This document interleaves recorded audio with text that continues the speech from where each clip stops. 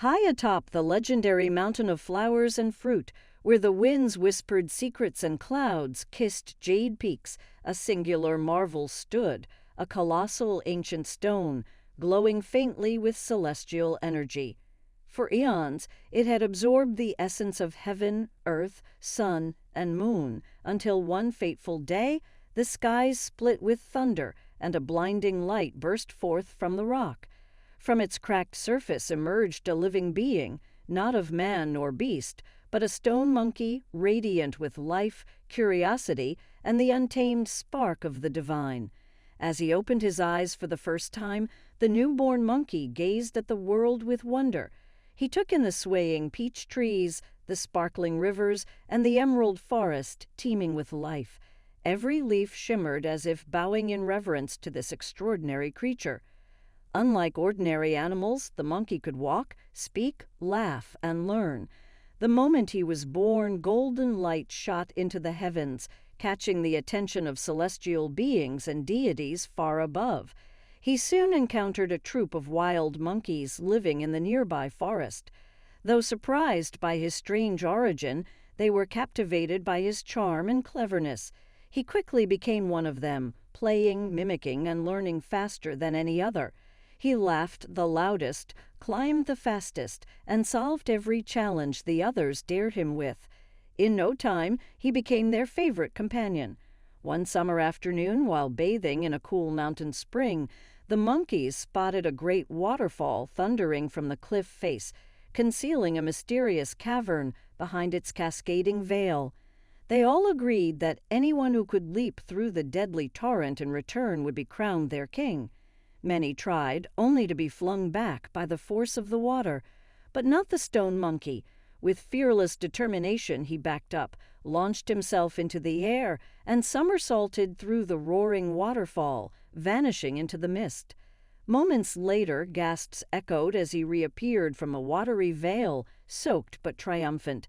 He had discovered a hidden paradise, the Water Curtain Cave, a natural palace of sparkling crystals, flowers that glowed in the dark, and a dry throne beneath the rock, a home fit for a monarch. The monkeys cheered, hoisting him onto their shoulders, and proclaimed him the handsome monkey king. He ruled them with joy, hosting grand feasts, protecting the weak, and celebrating nature. Yet, deep inside, he carried a growing unease, the creeping fear of death, the uncertainty of fate, and a craving for eternal life. Seeking answers beyond his mountain home, the Monkey King made a bold decision. Leaving behind his kingdom, he set off across distant lands and seas, determined to discover the secrets of immortality, transformation, and divine power. Thus began the first step of a journey that would shake the heavens. With his crown secured and curiosity burning brighter than ever, Sun Wukong ruled over the Water Curtain Cave with delight, yet found no rest in the comforts of his mountain paradise. The lush forests and echoing laughter of his monkey kin filled his days with joy, but his nights grew troubled with strange thoughts, dreams of celestial realms, visions of withered trees, and whispers of time slipping away like grains of sand. He began to ask questions no other monkey dared. What happens when a monkey dies? Why must even the strongest creature return to dust? If the heavens made me from stone, do I not deserve to live forever? The answers were always the same: silence or fear. One evening, beneath a silver moon hanging over the mountain peaks, Wukong sat alone atop a tall crag, eyes turned toward the stars. "There must be a way," he muttered. "If heaven holds the secret to eternal life, then I will go to heaven. If no teacher exists to grant me immortality, then I will scour the earth until I find one." With that vow etched into his soul, the Monkey King abandoned his kingdom and leaped across oceans, valleys, and foreign lands. He donned the guise of a wandering beggar, walking among men, learning their customs, and listening to sages and mystics. Years passed. Finally, in a hidden grove nestled deep within distant mountains, he came upon the immortal patriarch Subhuti, a powerful sage known to only a few even among the gods.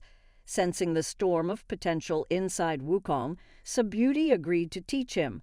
but only after testing the monkey's patience, humility, and desire. Thus began Sun Wukong's intense training in the ways of immortality, spiritual refinement, elemental control, and transformation. He learned to leap tens of thousands of miles with a single somersault, to ride the clouds, to shapeshift into 72 forms, and most importantly, to hide his true name from the ledger of life and death, thus escaping the grasp of the underworld itself. But power, once tasted, demands more. Wukong's thirst became unquenchable. He outgrew even the sage's temple and returned to his mountain throne, now not just a king, but something far more dangerous, a being unbound by death, with the skies in his eyes and rebellion in his heart. What he would do next would not just defy the underworld, it would shake the heavens themselves. With the crown of the mountain of flowers and fruit behind him and the cosmos ahead, Sun Wukong set forth on a journey unlike any other. He crossed seething oceans on floating logs, trekked through howling mountain passes where snow devoured sound, and wandered forgotten valleys where time seemed frozen. He met mystics, monks, and madmen, but none held the knowledge he craved. It was not until he reached a hidden cave cloaked in mist on the slopes of the legendary Mount Lingte that his fate would turn. Inside dwelled the immortal sage patriarch Subhuti, a being so ancient and wise that even the gods whispered his name with reverence. At first, the patriarch rejected the monkey, seeing in him a wild spirit too unruly to tame. But Wukong's persistence, humility, and hunger for truth moved even the heart of an immortal. With a sigh, Subhuti agreed to teach the strange, stone-born creature. Thus began Sun Wukong's ascension. In this secret monastery, he learned to still his breath, to control the elements, to feel the pulse of nature itself. He studied for decades, mastering arts no mortal could dream of. But Wukong's greatest triumphs came when Subhuti entrusted him with 2 forbidden techniques, the 72 transformations, which allowed him to shift into beasts, objects, even wind and fire themselves. The cloud-somersault, a movement so fast and free that Wukong could leap 108,000 li, over 33,000 miles, in a single bound, soaring like lightning across the skies. But as his power grew, so too did his pride. He began to boast in secret. In his sleep he would shout his own name to the stars. Subhuti, sensing danger, banished Wukong with cryptic words, warning him never to speak of their bond or return in arrogance. And so the Monkey King left, armed with unspeakable power, yet burdened with a growing sense of superiority. Back at his mountain, Wukong saw death waiting in the shadows. His subjects had aged, some had died. The black and white impermanent spirits, agents of the underworld, eventually came to claim him too. But Sun Wukong was no longer just a monkey. Enraged, he broke free from their chains, followed them back to Deu, the underworld, and stormed through the 10 courts of hell like a thunderclap. There he found the book of life and death, a ledger with every mortal soul fated to die. With a laugh of defiance, Wukong took a brush, dipped it in divine ink, and scratched out his name, along with the names of his monkey subjects, erasing their deaths like smudges on parchment. With one stroke, he rewrote fate, unbinding himself from mortality and ripping a hole in the celestial order. The realms shuddered. Heaven watched. The gods could no longer ignore the storm rising from below.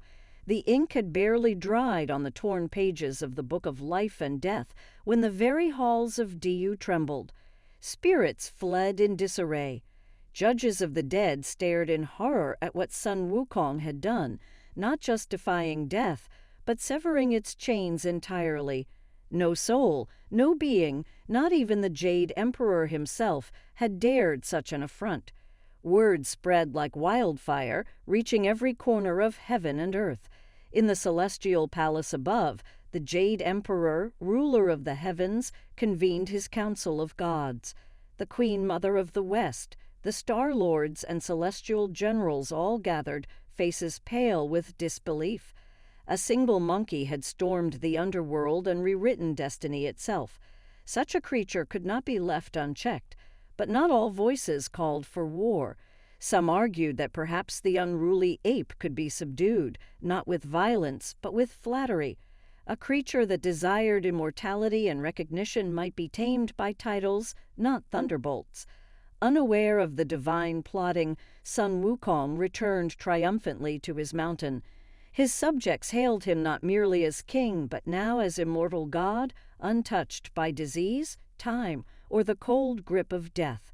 He built a new court of jade and gold amid the fruit trees, donning robes of red and crowns of fire.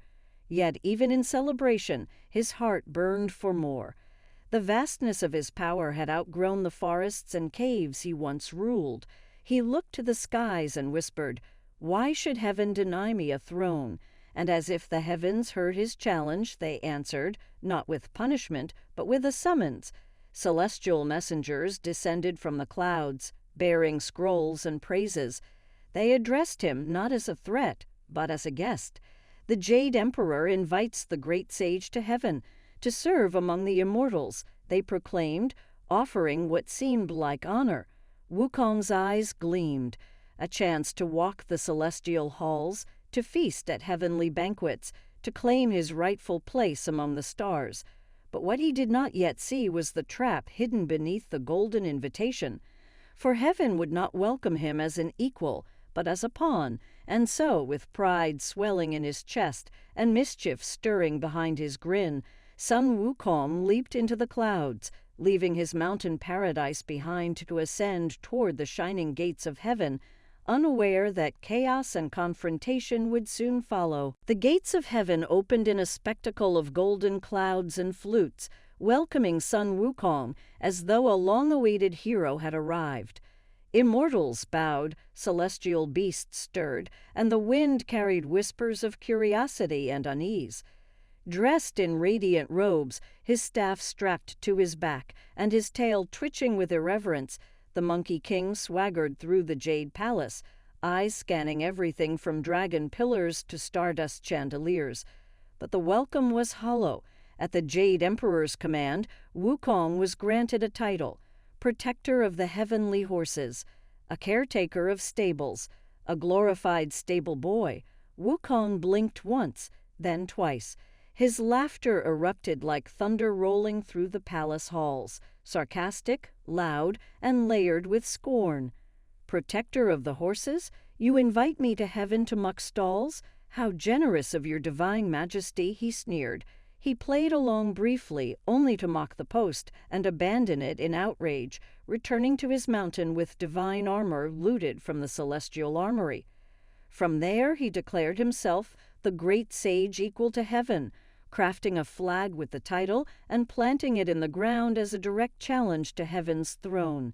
Heaven responded with armies, celestial warriors, thunder generals, star spirits, but none could overcome the Monkey King's mastery of combat, transformation, and sheer audacity.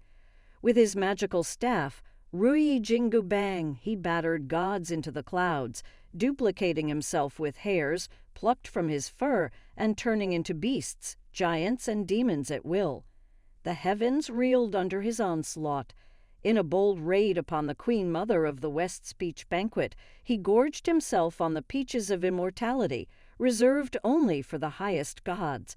Then he broke into Laozi's alchemical sanctum, drank the elixir of eternal life, and snatched sacred relics meant to preserve universal balance. Now, immortal thrice over, defiant and laughing, Sun Wukong sat atop his cloud and proclaimed, "I am heaven's equal, not one of its pets." Panic surged through the 9 heavens.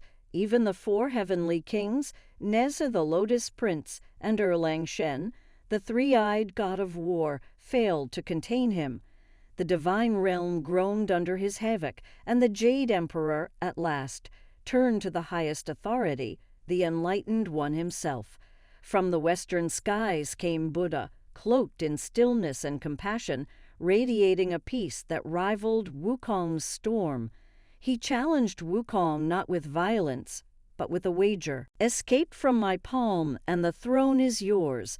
Sun Wukong laughed again, mocking, fearless, and soared away on his cloud, faster than lightning. He crossed galaxies, leaped to the edge of existence, and marked the end of the cosmos with his name. But when he returned, confident and triumphant, Buddha's palm had not moved. Realization struck too late. With a single gesture, the enlightened one turned his palm into a mountain, the 5 elements of earth, water, fire, wood, and metal, and crushed Sun Wukong beneath it. Binding him with golden seals and mantras no strength could break. And there the Monkey King lay, buried and silent, his laughter silenced by the weight of his own pride. Heaven breathed again. But the tale of Sun Wukong was far from over, for beneath the mountain his spirit still burned, and destiny had other plans. For 500 long years the world turned while Sun Wukong remained sealed beneath the 5 elements mountain, his body pinned, his power bound by golden talismans etched with the Buddha's divine script. The once defiant cries of the great sage equal to heaven had faded into silence, replaced by the lonely whisper of wind across stone and the drip of time trickling through moss and shadow. No mortals dared approach. Even spirits and demons kept their distance, sensing the heavy spiritual weight that cloaked the place. Yet, despite the crushing isolation, Wukong's spirit never withered. Deep beneath the stone, his eyes still burned, not with rage, but with restless awareness. The mountain may have stilled his body, but not his mind, and in the quiet of centuries, something shifted within him. He remembered the laughter of his monkey brethren beneath the water-curtain cave. He recalled the joy of discovery when he first danced on clouds and bent wind to his will. And somewhere in the stillness, for the first time, he pondered the consequences of his pride, not in shame, but with the curiosity that had first set him on his quest for immortality. Then, one fateful morning, the air trembled with a different kind of energy, not the might of armies, nor the blinding flash of heavenly wrath, but the gentle rhythm of footsteps and the distant murmur of sacred chants. A figure approached the mountain, a humble monk named Tang Sanzang, known as Tripitaka, chosen by the Buddha himself to embark on a sacred pilgrimage to the West and retrieve holy scriptures that would bring enlightenment to a troubled world. But the road was perilous, filled with monsters, tempters, and demons drawn to the monk's pure soul. He would not survive alone. The Buddha, ever watchful, saw in Wukong not just a warrior, but a potential guardian, a soul who had tasted the heavens, fallen into shadow, and could now rise again in service of something greater. And so the threads of destiny began to pull tight. As Tang Sanzang knelt in prayer before the 5 elements mountain, the wind stilled and the heavens opened with a shimmer of divine presence. Guanyin, the bodhisattva of mercy, descended in a gentle radiance. With a voice like flowing water, she offered the monk his first protector, Sun Wukong, the Monkey King once entombed by his own rebellion. Stone cracked. Earth trembled. A groan echoed across the valley as the towering mountain peeled away, revealing Wukong, weathered but still formidable, eyes gleaming with mischief and defiance. But freedom came at a price. To ensure obedience, Guanyin presented Tang Sanzang with a golden headband, deceptively delicate in appearance, but forged with divine incantations. With a whispered chant, the band would constrict, gripping Wukong's skull with searing pain, a gentle reminder that even power must submit to higher purpose. Though enraged at first, Wukong begrudgingly agreed, his curiosity piqued by the promise of a new path and perhaps redemption. And so the journey began. Through jagged mountains and scorching deserts, past haunted forests and crumbling temples, Wukong and Tang Sanzang walked together, joined by fate, bound by struggle. But this was no ordinary quest. Demons of every shape and guise lurked in the shadows, shapeshifters posing as beggars or beauties, bone spirits wrapped in illusion, spider demons spinning webs of seduction, and bloodthirsty beasts who longed to devour the flesh of a holy monk to gain immortality. Wukong, fierce and vigilant, met each threat with thunderous might. His staff, Ruyi Jingu Bang, cracked bones and scattered illusions, yet often his swift violence clashed with his master's peaceful teachings. When Wukong slew a demon too quickly, Sanzang would scold him. When he doubted a mortal's kindness, Sanzang would plead for trust. And each time the monk spoke the sacred chant, the headband tightened, wringing pain not just through Wukong's body, but through his pride. But slowly something changed. In the quiet moments between battles, Wukong began to listen. He watched Sanzang risk his life for strangers, forgive enemies, and offer prayers even for the demons who hunted him. He saw compassion where once he saw only weakness. He began to ask questions, not just act. There were days he restrained his strength. Nights he chose patience over fury. Times he saved even the demons who had sought their deaths. And in doing so, Sun Wukong, once the rebel god, began to walk not ahead of the monk, but beside him. His laughter returned, not mocking, but joyful. His rage, once wild, became a sword wielded with wisdom. The golden band remained, but it no longer felt like a shackle. It had become a mirror, reflecting the soul he was learning to cultivate. The road stretched long behind them, 13 years of peril, exile, and divine testing. Yet ahead, the golden spires of Thunderclap Monastery shimmered atop Vulture Peak, cradled by sacred clouds and kissed by celestial wind. It was here, at the edge of the western heaven, that Sun Wukong, once a rebellious stone-born spirit, would find the end of his earthly pilgrimage and the beginning of something far greater. By now the Monkey King had changed. No longer driven by pride or fury, he strode with quiet strength beside his companions, Tang Sanzang, steadfast and serene, Zhu Beji, ever hungry yet loyal, Shou Wujing, stoic as a river stone, and the white dragon horse, noble beneath his hooves. They had crossed infernal mountains, outwitted 10,000 demons, and walked through valleys where illusion bled into truth. Each challenge had not only tested their strength, but refined their spirit. At Thunderclap Monastery, the Buddha awaited. Radiant and vast, his presence encompassed both the silence of the void and the fullness of the world. As the sutras were delivered to Tang Sanzang, true scriptures of the Mahayana path, Wukong knelt, not in defeat, but in humility. The heavens trembled not with thunder, but with joy. In that moment, the golden headband dissolved, its purpose complete. No longer bound by force or fear, Wukong stood truly free, not just in body, but in mind. The scars of rebellion had become the marks of wisdom. He had faced his ego, battled temptation, wrestled with mercy, and emerged transformed. For his merit, he was granted the title Victorious Fighting Buddha, a celestial protector, fierce yet awakened, no longer ruled by impulse, but by Dharma. He did not crave heaven's throne, nor fear its justice. He had become a guardian of balance, a bridge between chaos and order, between beast and sage. The Monkey King, who once declared himself equal to heaven, now stood beyond comparison, not above gods, but in harmony with the divine.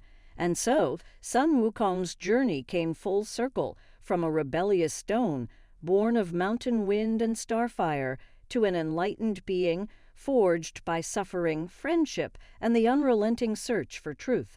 His tale lives on, not just in myth, but in the hearts of those who strive to master themselves, to walk with purpose, and to find light in the shadow of the world.